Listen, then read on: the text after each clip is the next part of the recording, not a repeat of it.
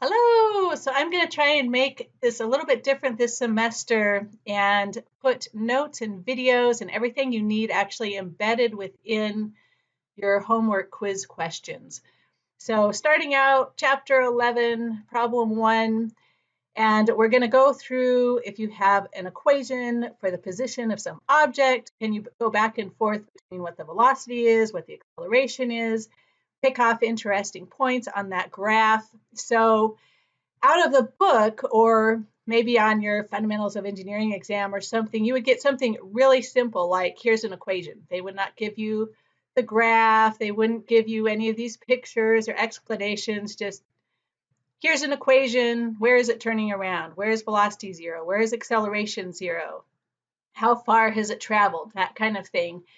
And really important for this class, so physics, you drew free body diagrams. In dynamics, you're going to be really looking at graphs. Graphs are what tell you how things are changing with time, where turnaround points are, where zeros, max and min are. So it's going to be very, very important that you have some kind of software to graph this stuff out. Okay, I'm going to go ahead and use my snipping tool. If you have a Windows computer, you probably have a snipping tool.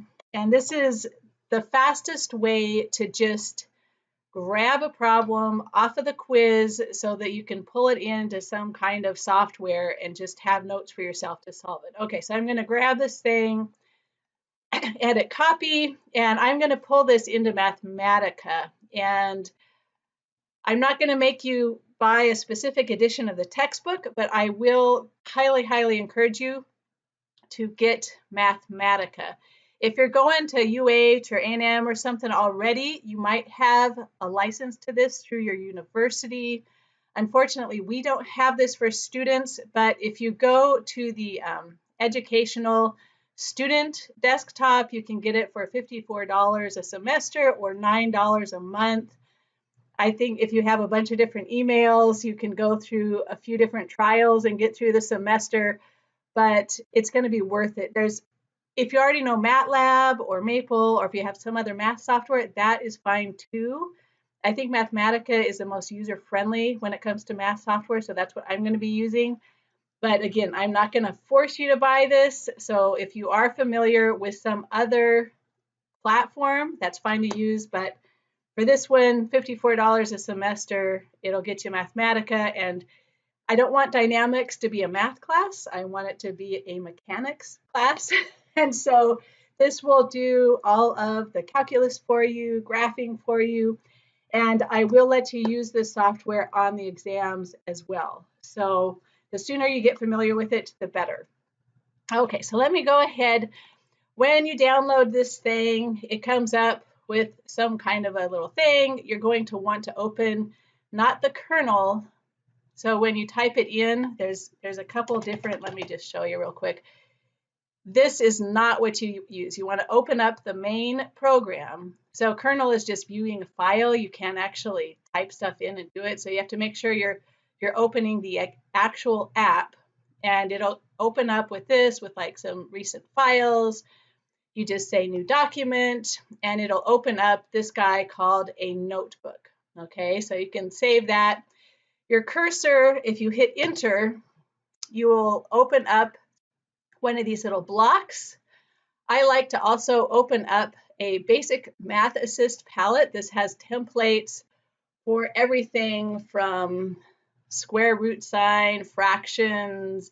It has templates for cranking through calculus, matrices, sine, cosine. So it's just, you don't have to have it up, but that's a nice little thing. The other quick thing to show you is the Help Center. So if you go to Help, Wolfram Documentation, this will open up a nice little library, and whatever you want to do, let's say you want to integrate something, you just type in up here what you want to do, and it has examples, and this isn't a book, it's actually a notebook that you can play around with it inside of here. So here's a couple examples in here,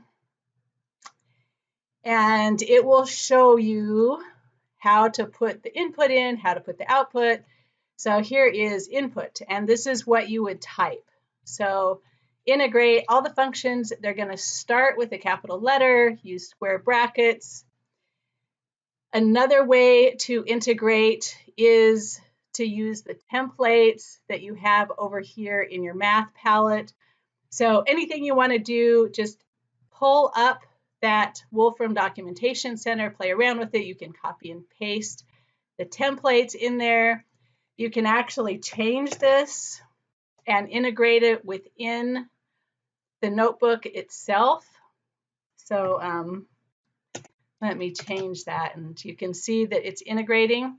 Shift Enter, when you hit Shift plus Enter, that's what evaluates things, versus Enter will just add lines onto it. So there's a couple things to get used to there, but with the help, you can get there pretty quick.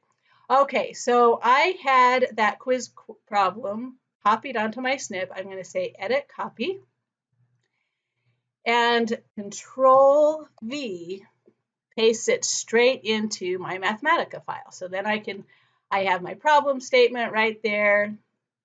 Over here on the right-hand side, if I right-click on that, I can change the style to either being input, where I'm trying to actually calculate something, or I can make that text. So text is where I'm putting in notes. So for this one, I will say,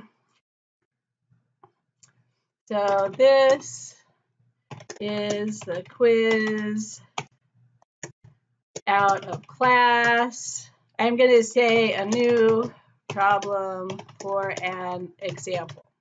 Okay, so rather than using the question that you're given, I'm going to use a slightly different equation here, and I'll show you how to put this in.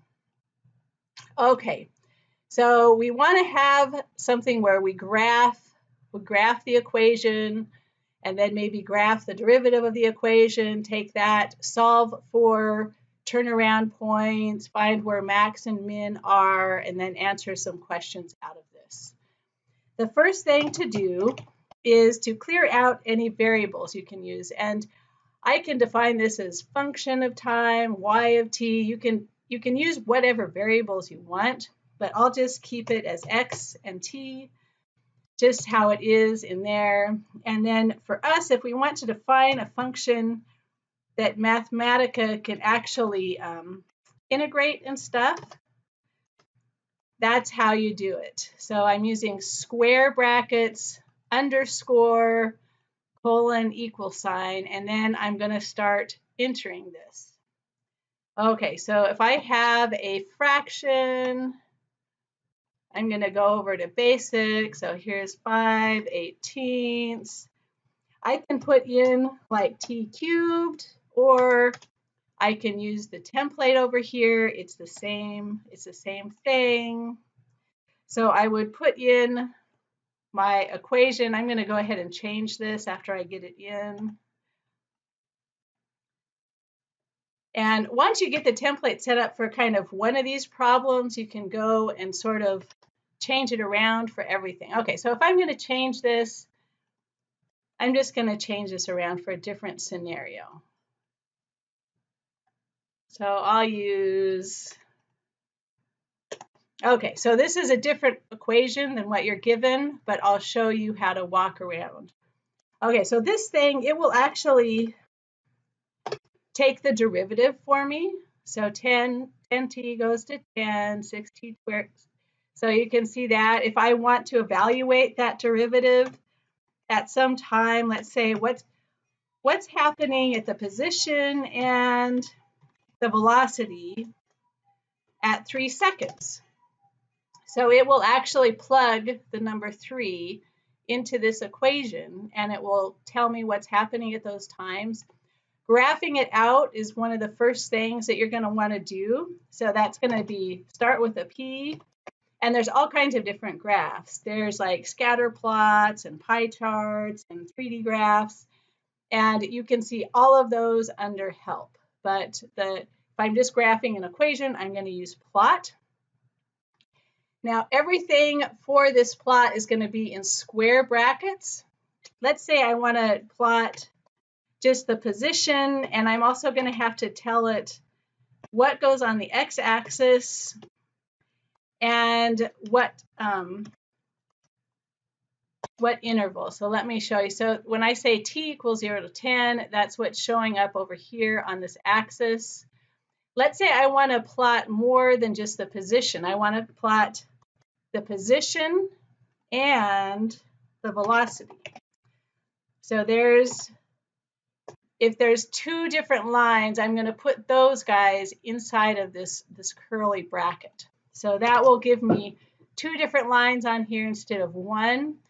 Now, I don't know which line is which here, and there's all kinds of formatting things, and to add the legend on there so I know what's what, I'm going to say plot legend.